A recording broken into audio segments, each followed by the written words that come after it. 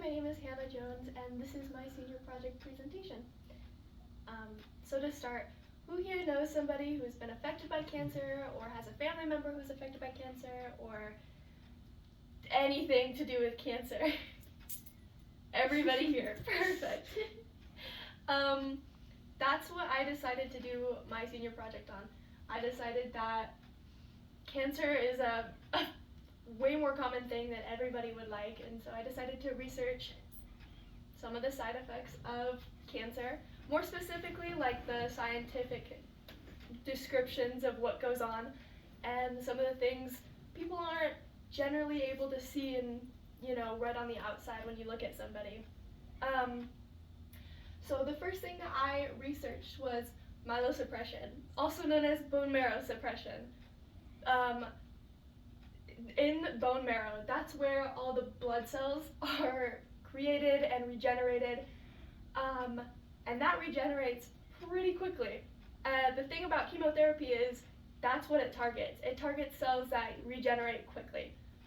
And sometimes harmless, innocent cells can get caught up in the loop and are unintentionally killed off by this chemotherapy treatment instead of the cancer cells. And there are 3 different types of cells that are, blood cells that the bone marrow creates. So the first one is the white blood cells. That's what helps us, defend ourselves from these diseases and any sort of pathogens that enter our bodies. Everything that could make us sick, that's what they fight off. And without those, a common cold could wipe you out pretty quick. Another kind of blood cells that gets affected is red blood cells.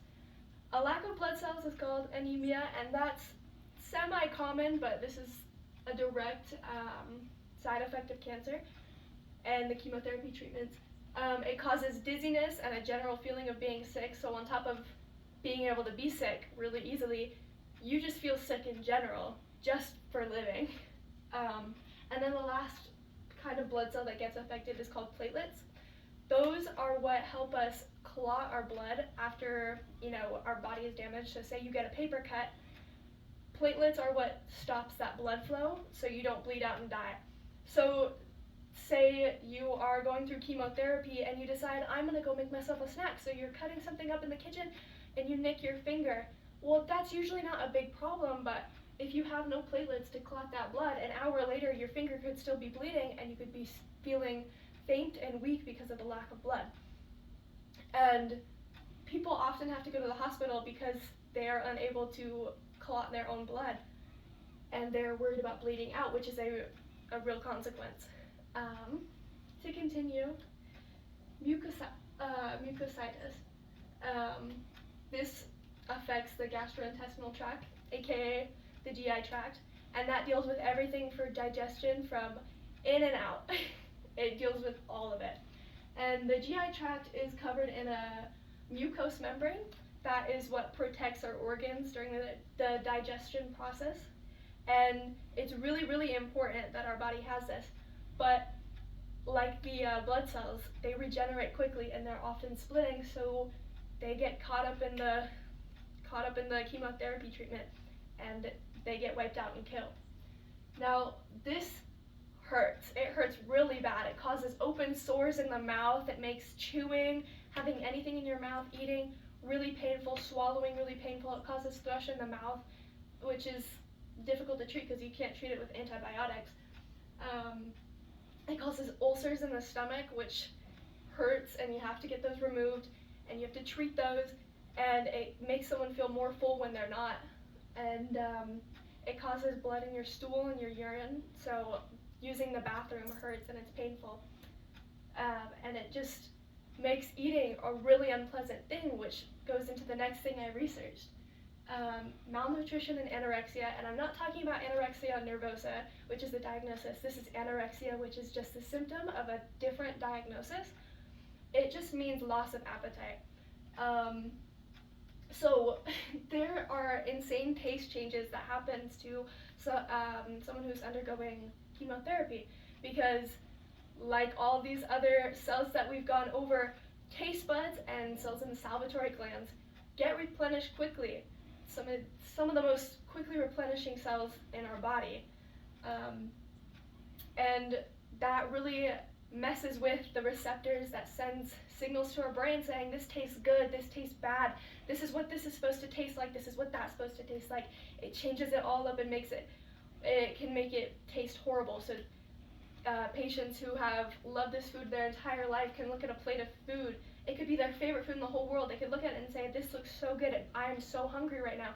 This is really working at my appetite, and they could take one bite and it tastes so completely different and disgusting compared to what it used to be, and they are just done. It really ruins their whole appetite, which is really, really bad because it can lead to malnutrition, which malnutrition happens when you're not getting enough nutrients in your body from the food you're eating, which not eating causes really, really rapid weight loss, which leads to fatigue, muscle deterioration, dizziness, brain fog.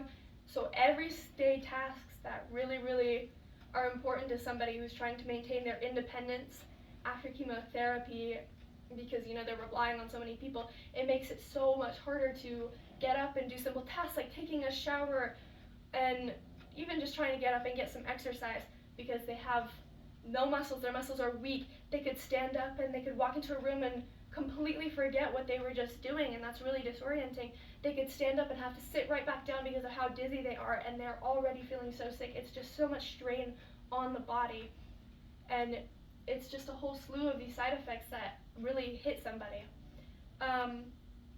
So I think it's pretty clear that it's a fact. Cancer patients suffer immensely.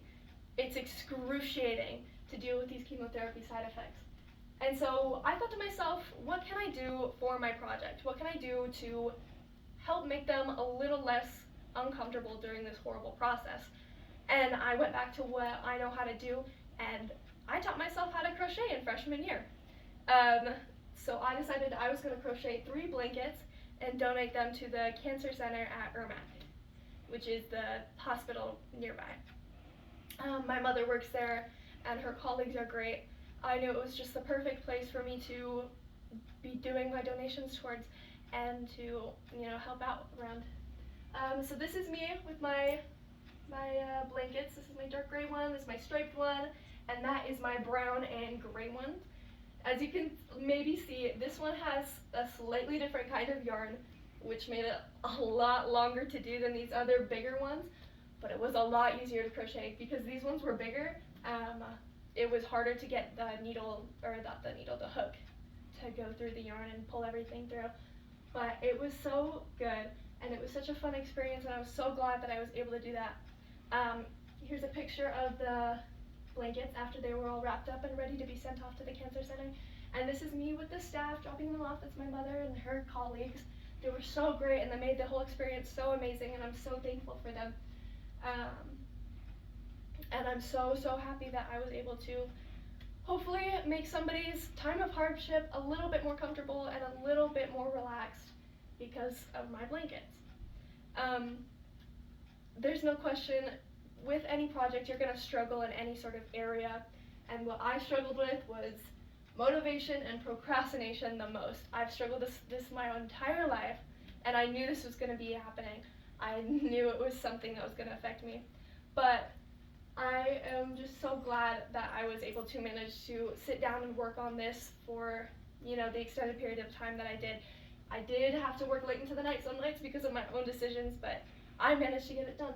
And another another thing I struggled with because of this project is aches. I really did not expect all the pain in my hands and my wrist, my arm. It went up into my shoulder and my back.